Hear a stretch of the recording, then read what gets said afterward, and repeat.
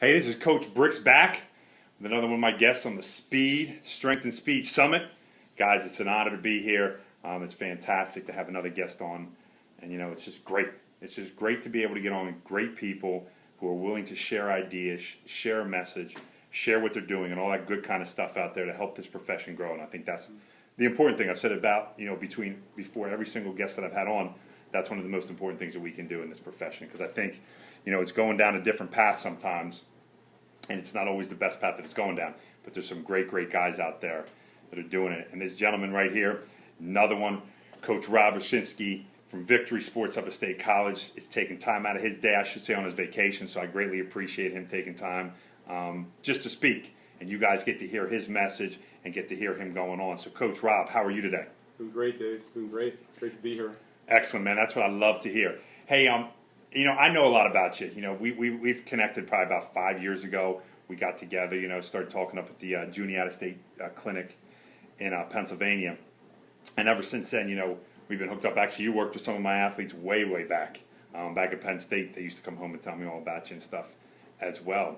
But for people out there who don't know you, can you give me a little background? How you got started, what really motivated you to go into this industry and what you're doing right now?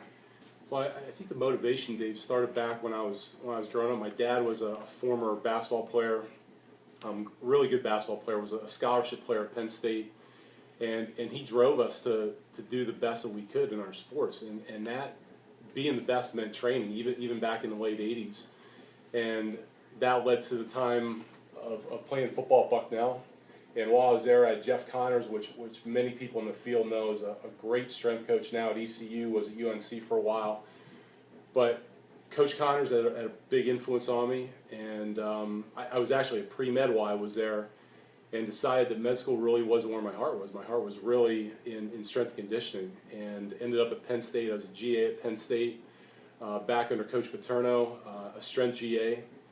And along the way, I've just been blessed over and over again with getting to know people like Lee Taft and Vern Gambetta, guys like you, guys like a friend of mine not many people know about, but Tim Greiser is with Country Strong out in Pittsburgh, Todd Hammer, Jerry Schreck, Mike Schroeder, just all kinds of guys in the field that bit by bit we learn little pieces from, and we teach each other, and it keeps what we do fresh, keeps it exciting, and it gives us an opportunity to impact our athletes to a greater degree.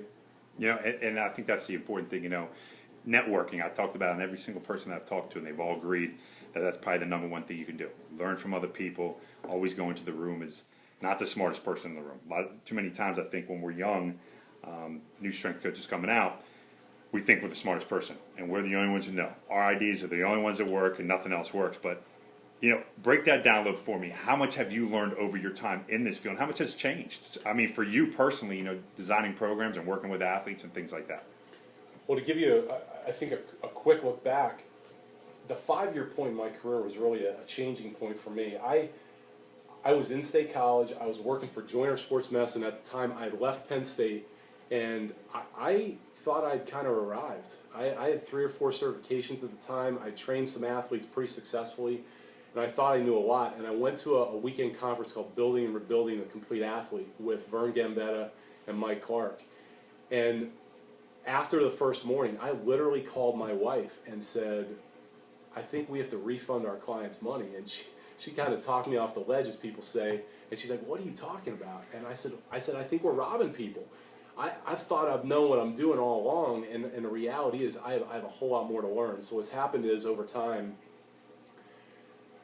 I'm continually seeking out people and resources to get better. I think fundamentally we have the Victory system, which I know works well, but what I tell people, especially young performance coaches coming out, is listen, I can take an athlete and I can assess that athlete and determine that athlete's deficiencies, and I can take the results of that assessment and I can get you and I can get Lee Taft and I can get 5 other guys in a room and give them the results of that assessment.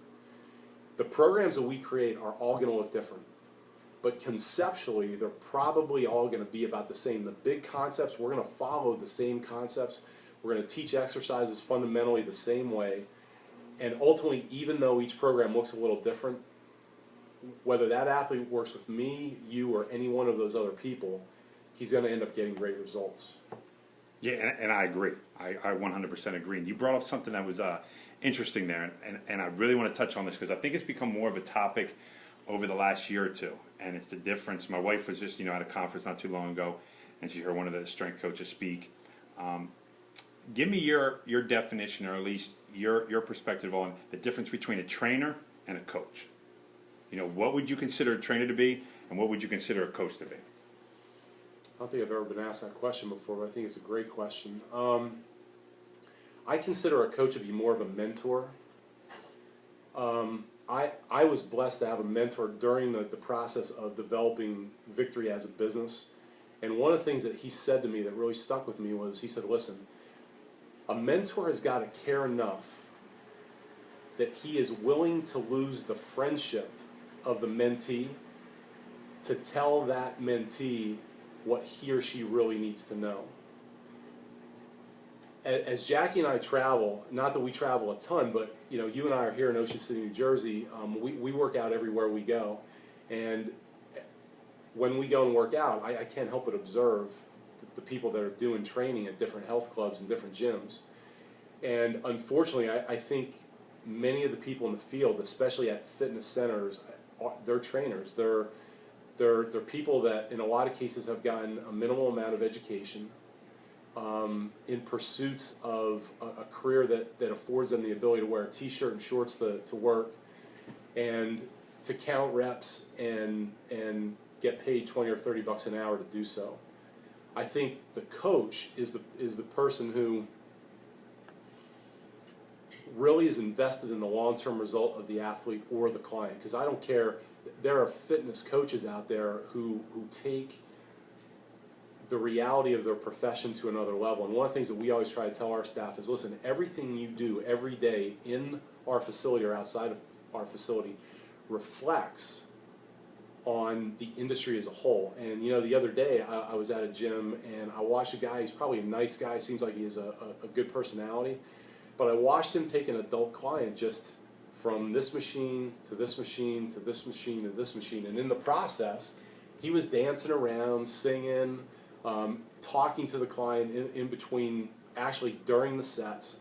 He wasn't really investing in coaching. You could tell he wasn't trying to get the most out of his client at the time. I think a coach is going to be one who's going to try to get the most out of the person they're working with each and every time they're with them. Excellent, excellent. Now, breaking down your system. I mean, everybody talks about this philosophy and stuff like this. I'm not a philosophy guy. I'm not a philosopher. I never was. So I have a system. You know what I mean? A system that I put in years ago, and I've tweaked it just like you said. You've tweaked yours over the years. You learn new things. You gain perspective on stuff. What does your system consist of? Like somebody's coming into you, field hockey player. Let's give you an example. Field hockey player, 15 years old, very good athlete, very good, can run well, strong and stuff like that. How do you break that person down and get them into the right path to get them to continue to progress each workout that they come to see you? We take them through an initial assessment. Now this in and of itself, as you know, is a sometimes heavily discussed, sometimes heavily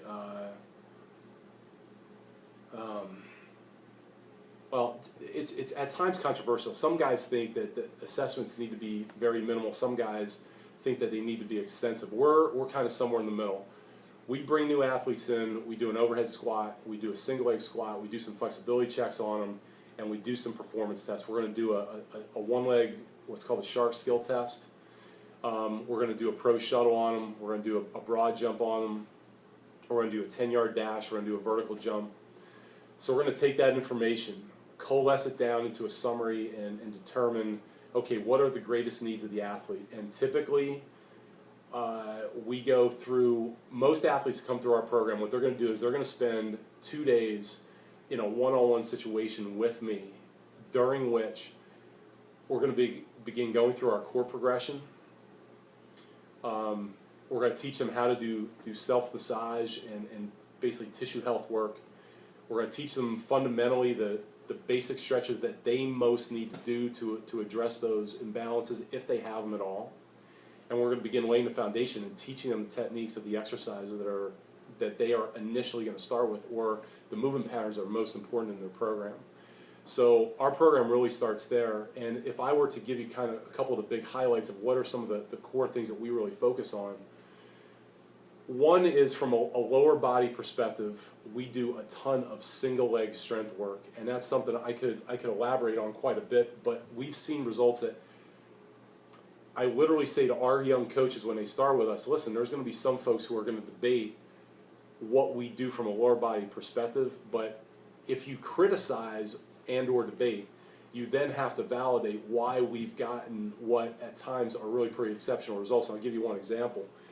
We had a combine guy come to work with us about 6 years ago, and this is a kid that went to a very good high school program with a good high school strength program, was at a 1AA program with a good strength program, came to us. His best squat performance ever was 435 for 5. And we're talking about a 6'3", 6'4", 267-pound guy. That is not a huge squat performance. 10 weeks later, he did 500 for 5. 8 out of those 10 weeks, we did exclusively single leg work. So once again, if you're one of the guys who says, listen, my guys have to have a barbell on their back all the time to be a great squatter, I'm sorry, but I'm going to debate you, because I have seen this play out, not 1 or 2 or 3 athletes. I've seen it play out dozens of times. The other thing that I think is probably a pretty big divergence in our system is the way in which we train core. We are definitely stabilization oriented, so we're doing brief, highly challenging static holds, progressing from the ground to the feet. You take the example of that 15-year-old field hockey player. We are going to try to get her on her feet, doing movements that are both teaching her core to stabilize and how to move with stabilization as quickly as we can. So we do not do minute-long planks. We may do that from time to time as a challenge exercise, just maybe to have some fun with an athlete, but we don't train core in the way most people do. And again, the results that we've seen have been so convincing and compelling that I'm not likely to go the other way. And then generally from an upper body standpoint, we are focusing on movements, as a lot of people talk about.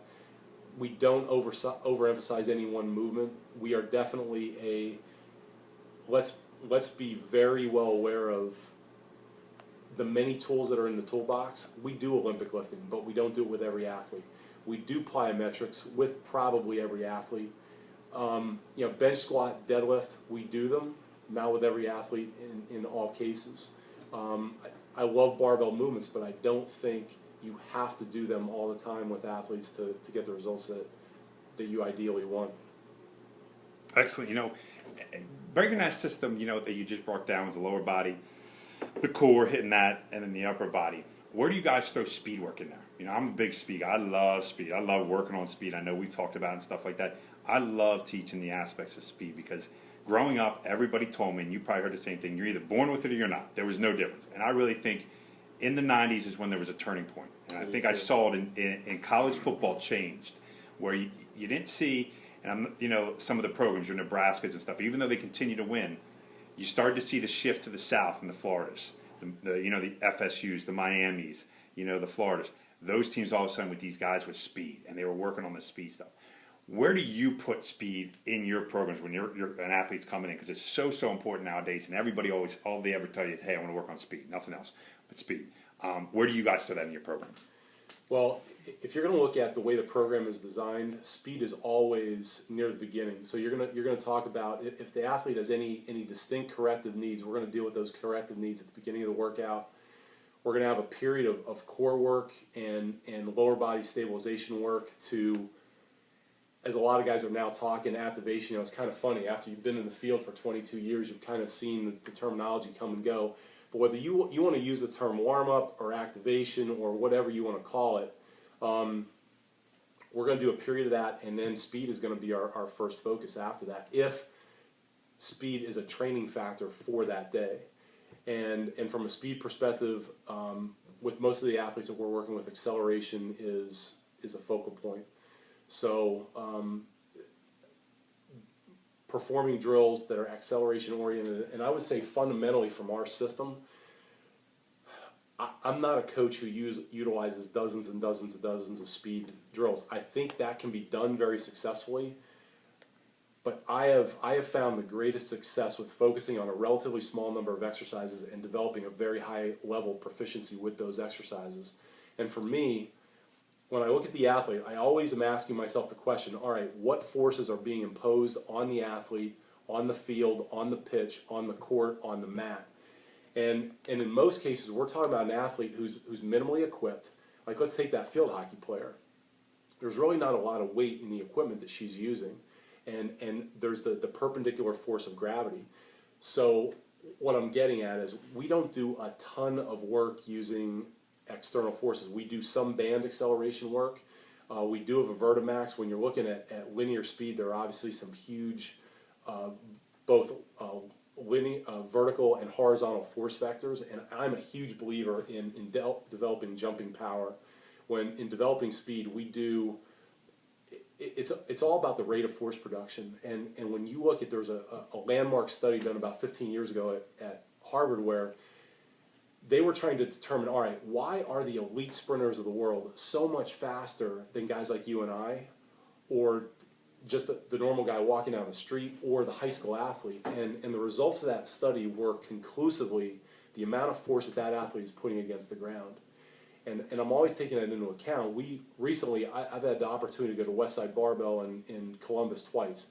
And for some of the people that are listening to this podcast, watching this podcast, they may say, well, that's a mecca of powerlifting. Why is that a focal point for you as a performance coach? Well, it was a focal point because I had the opportunity to go and listen to a guy in Louis Simmons who honestly has forgotten more about getting athletes strong than most of us know.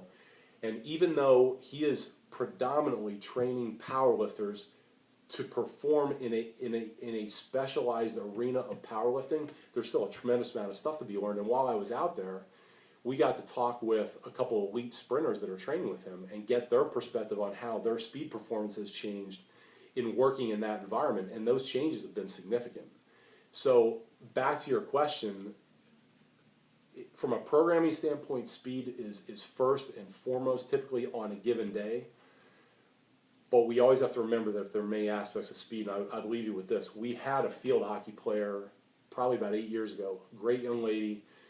When she came to us, her initial assessment showed a tremendous number of deficits. And for the first 2 weeks she trained with us, we did almost exclusively corrective work, which again, there's going to be guys that are going to be watching this going, we just don't go there. Well, here's what I'll tell you.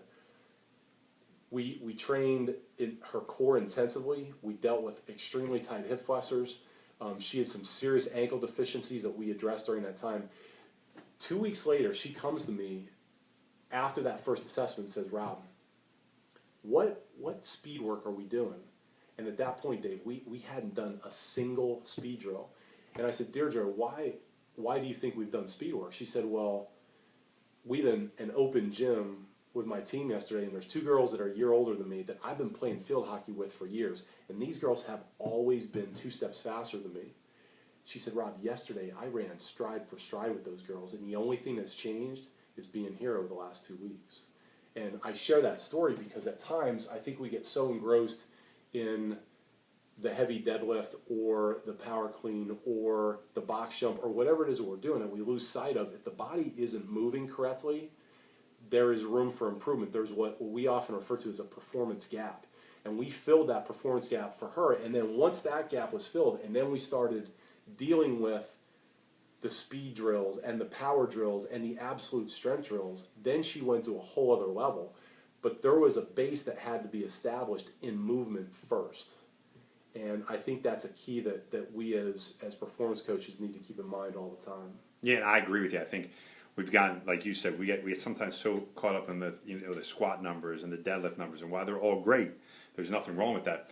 I think there's also some basic stuff, and I think it's happening more today than I've ever seen in the past, with kids not being able to move properly. Yeah. Just move, everyday movement, not even asking them to get out there and run, on the field or on the pitch or whatever. They just can't move. What do you think, your opinion of because I have my opinion, and I've done some research over the last year on this. What do you think is causing a lot of these issues that are coming up? Like the latest article I just read was something like 27 NFL guys just tore their ACLs this preseason, which is the most ever in NFL. Frightening number. In the NFL history. What is going on? I mean, we have more knowledge, more technology, but yet these guys are still getting hurt at a high rate. Is it better that we have better data to decipher this stuff, or what do you think it is? I think it depends on the population that we're discussing. You pointed specifically to NFL football players. I think one factor with an NFL football player is you've got guys that are bigger, faster, and stronger than they've ever been, and the collisions are tremendous. I was a Division I AA football player 20 years ago, and I know the type of collisions that we dealt with, and I know how big and strong and fast my teammates were and the guys that were my opponents. And I look at the guys that we work with now, and I think for a lot of the public, they need to realize what it really means to be an NFL player. You work with these guys on a regular basis. I mean, what they are physically capable of doing is so far removed from the typical man walking down the street, and so far removed from the typical good high school football player. I'm talking about, you live in an area with some great Quad A schools. Well, you take the typical kid who's starting at one of those Quad A schools, and you compare him physically to what an NFL player is capable of doing, and there's a chasm there. There's a huge difference in most cases. But to answer your question from this standpoint of a different population, I think it's imperative that for any teachers and coaches that are listening to this podcast, we are forgetting about the base. And I'm going to share something that Louis Simmons mentioned that I think lends to his incredible wisdom and insight at times.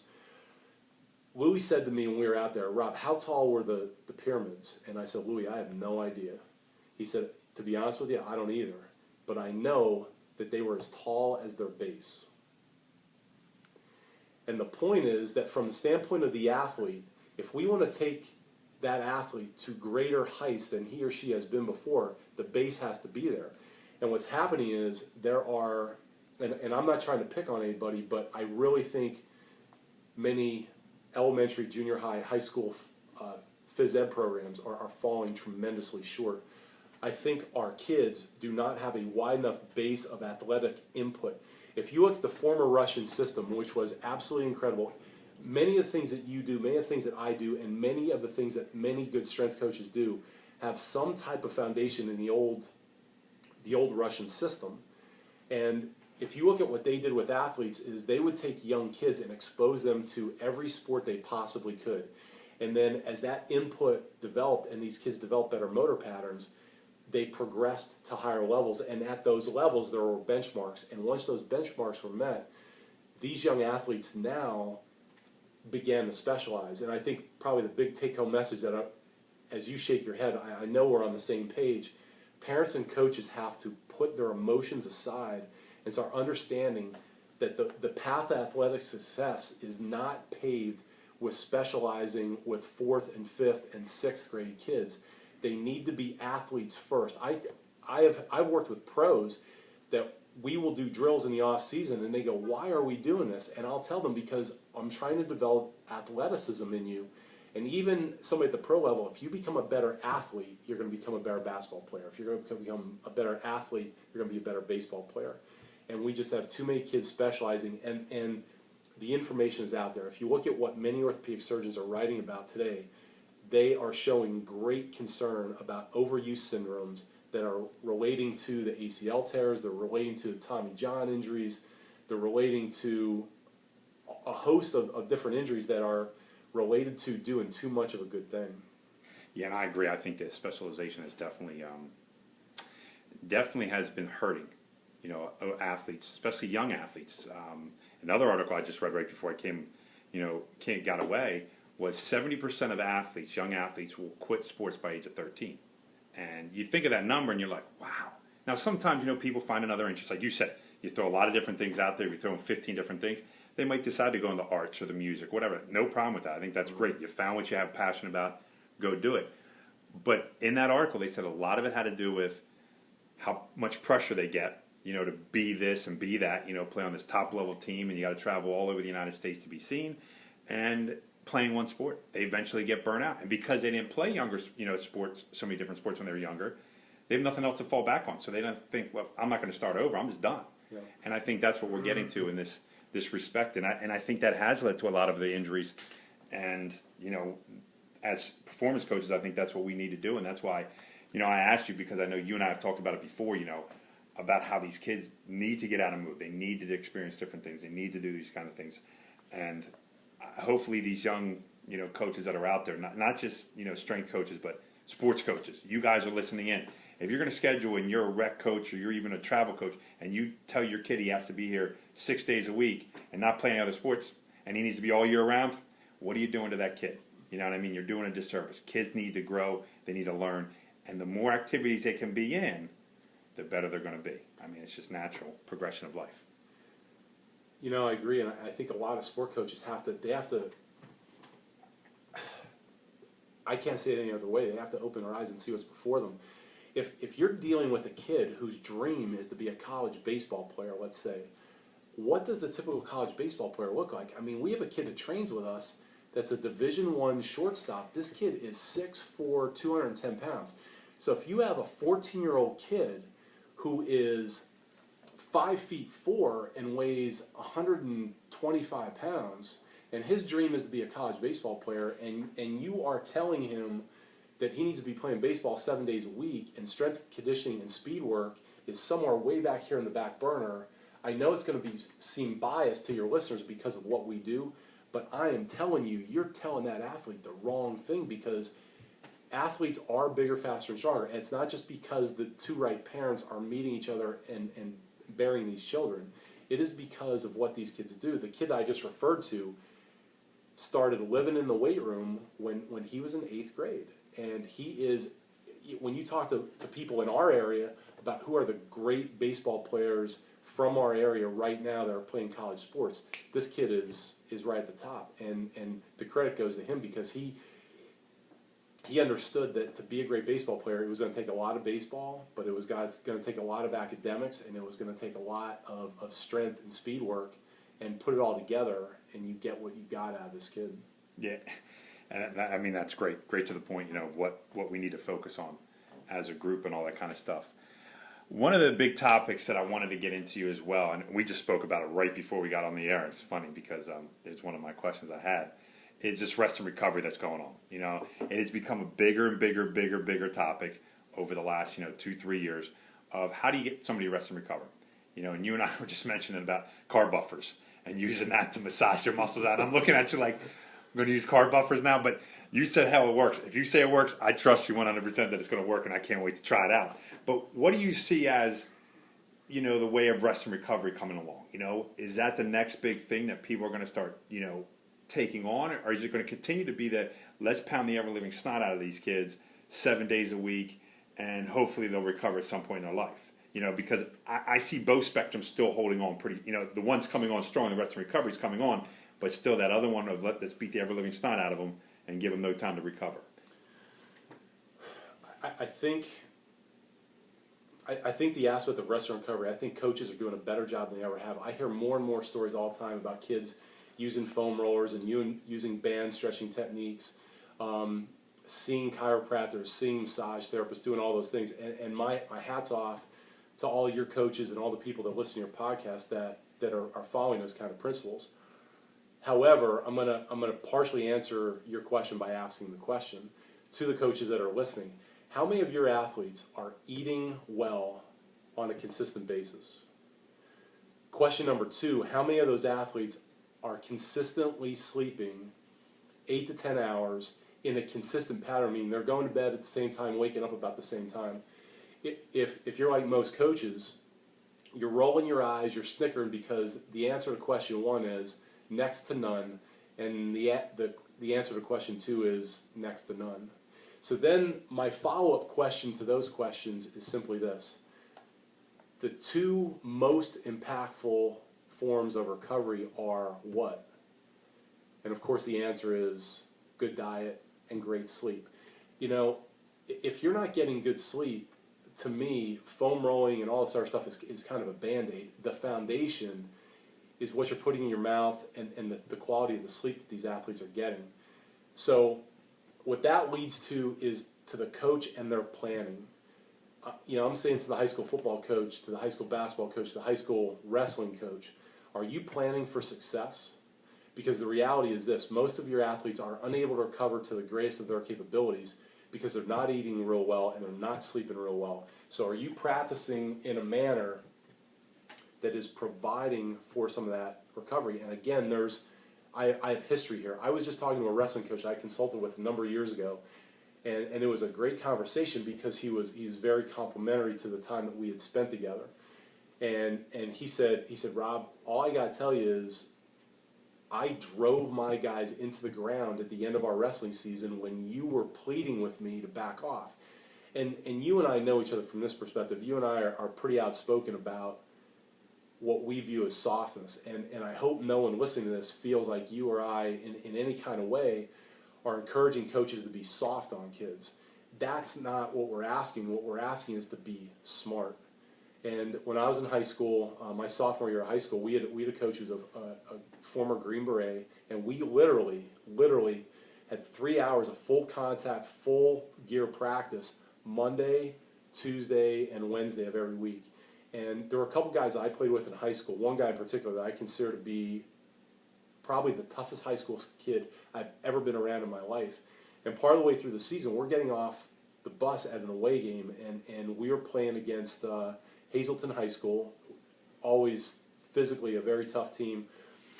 We're getting off the bus, and I asked this guy, I said, George, you ready to go today? And he says, and this is a guy who loved football. He said, Rob, I'm beat up, man. I'm just worn out. I just don't even feel like playing. If that kid's going to say that, we need to measure what we're doing, how many sprints we're running, or how many days in a row we're pounding these kids. There has to be an opportunity to recover. And from my perspective, talking about wrestling and football in particular, as coaches are always saying, you're gonna wrestle the way you practice, you're gonna play the way you practice. Well, if your practice is planned in a manner that athletes cannot go at game speed and they're holding back, then how are they going to know what game speed really is when competition comes around? I mean, that's a great point. I mean, honestly, when you really think about it, and I think that's the advice that coaches need to do with your athletes that come through the door. You get athletes that are in season, out of season, might play multiple sports at one time. They might be on a travel baseball team, soccer, whatever. How do you work that in? How do you discuss with them? Hey guys, listen, I can't be with you every second of every day. I can't call you and hang out with you on the phone and tell you, this is what you need to eat. Do you guys give them a general guideline of what they should follow? Hey, listen, this is how you should, everybody says 8 hours, okay? And all that kind of stuff for sleep. But with the eating part of it, it's not the family anymore where you sit down at the table. Mom and dad cooked and you ate those kind of foods, whether you liked it or not. I remember growing up, my mom and dad would put these vegetables down that we don't always like, but we still ate them. You know what I mean? Because we weren't getting off the table. You don't have that anymore. It's a fast-paced society where, hey, I got to go to McDonald's. Do you guys understand that, hey, they're still going to go there no matter what you say to them because, mom and dad making the decisions, but here are some choices that you should make if you're going to go there. Do you guys help them out with that? We do, and I think there's two things to mention here. First of all, we all know that we're not nutritionists, and there's probably going to be some people that are going to listen to this, and as nutrition professionals, they may say, well, Coach Bricks or Rob or whoever, they need to watch their boundaries. And I think we do. I think we respect those boundaries. But what I do know is professionally we are able to educate people. And I see my role from a nutrition perspective as being primarily an educator. And what I tell our kids and what I tell our parents, and this is part of, for the performance coaches and strength coaches that are listening out there that are working with the private sector, part of the reason why we do the initial assessment is it provides a springboard for me to develop a sense of communication with the parents. Because during that hour and a half time that I'm with the kid and the parents, we're talking, we're getting to know each other, and I'm sharing with them the principles that we know are going to guide their kid to success. So what I tell kids, usually the first night I meet them, listen, you may not eat great now, and I don't expect you to eat great tomorrow, but if we're having this conversation a year from now, I do expect you to be eating better. And 2 years from now, I expect you to be eating even better than that. And I'm going to ask you all the right questions, and if you think you're going to wear me out, you got another thing coming. Because if I have to ask you 5,000 times what you had for breakfast, I'm going to ask you until you make a change, because I care enough to make that happen. And what we have found is, over time, if you keep educating the kids and show them that you care, if you ask them 50 times what you had for breakfast, at some point the kid is going to realize that these guys really care about my eating habits. They're going to request that mom and dad make some changes. And then if at the same time, if you're running into mom and dad, whether they're coming into your facility or you run into them on the street, and you're reinforcing those principles, I think people who care eventually will make the change. You just got to be relentless as a coach and not be willing to back down. Yeah, and that's true. I think we all need to have that ability to make that impact, as a coach in a young kid's life, and be there to help guide them. And when it comes to that part, what advice do you have for a young strength coach, or even a sports coach out there who's getting into this field, trying to understand a little bit better? What advice do you have for them to really help them along, so they don't go through maybe some mistakes that you went through or I went through? Help them out. I'd say the first thing I'd ask them is, what are you doing to impact your own performance and your own health? I'm 46 years old. One of these days you're going to catch me. And when you look at most of the guys in our field that are coaches, that are passionate about what they do, I think about Todd Hammer. I think about Louis Simmons. I think about Lee Taft. And I could go on and on and on with guys that you and I know. They walk the walk. If you follow my wife and I into the grocery store, you're going to see lean free-range meats, you're going to see eggs, you're going to see fruits, you're going to see vegetables. You're not going to see Oreos, you're not going to see ice cream, you're not going to see me drinking 6 beers on a weekend. Like, I walk the walk and I train. When we're away, I've done some form of a workout every day that we've been away, and we've been away for 9 days. So my first piece of advice is, as a young performance coach, you need to walk the walk. You need to be fit. You need to be as strong as your body is going to allow you to be. And then number 2 is, you've got to get around mentors. You've got to get around people like you. There's all kinds of guys that we know, Brian Hennessy, all kinds of guys in this field. We haven't even mentioned Leo Totten, who is a great friend of both of ours and is an Olympic lifting icon of sport. You got to get around those kind of people. And when you're just starting out, you've got to invest in yourself. Your greatest return on investment is going to be in yourself. So when Leo Totten does a BOLC Olympic lifting certification, you got to get your butt there. When Dave Brixis does a speed and agility certification, you got to get your butt there. When Doug Smith has a clinic at Juniata, instead of spending that money on the next upgrade of iPhone or a flat screen TV or getting a car that you really can't afford, you need to spend a couple $100 on yourself and get better. And along the way, you also need to be developing yourself personally. If you go to YouTube, there's all kinds of great personal development videos from guys like Les Brown and Zig Ziglar. And then if you're in the private sector, it's the entrepreneurial guys. We were talking earlier about Pat Rigsby and Ryan Lee and these guys. You've got to develop yourself as a rounded performance specialist. Because one of the things, too, is sometimes guys get into this because they love being a coach. And you and I are in the same category. But there's a point where you're going to have a family, and there's a point where bills got to be paid. And if all you are as a coach, you may fail financially. And if you fail financially, all these kids that you could help down the road are not going to get your help, because you're going to have to find another job. So you've got to take care of the business aspect to it, because for you to perpetuate your skills and changing people's lives, you've got to be financially solvent. Yeah, and I agree. I think that's very, very important, investing in yourself.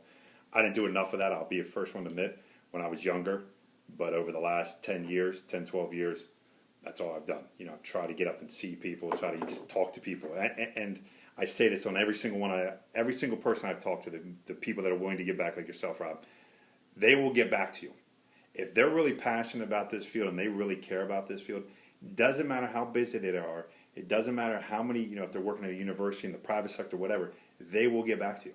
I was just, emailing Cal Dietz at the University of Minnesota. Busy guy, unbelievable guy, writes these books, tries phase training and stuff like that. He gets back to me. It might take him 3 or 4 days, and he'll always apologize. And I said, Coach, I know you're busy and stuff, but he always gets back to me, just like you and I. It might take a while just to hook up and actually get it in, but I can send you something, you'll get back to me and get me the answer or whatever, and say, Dave, we'll hook up, blah, blah, blah. But that's what it is. So for young people out there, that is the key, is just reach out. The worst that somebody's going to say to you, they won't get back to you. Yep. And sometimes, let's be honest, sometimes email doesn't go in, gets lost, send it again. If after 3 times they don't get back to you, all right, boom, you move on. But the good ones, and I really truly mean this, will get back to you. You got to be relentless about your own success. No one else. It's no one else's responsibility to make you great. And when I was first getting into the field, and I do this in a different way now, but when I went to a conference, every speaker, I had questions written down, and when that guy was done or that woman was done speaking, I was up asking them questions. And what that ended up doing for me was it developed relationships. I'll tell you a really quick story if we have time.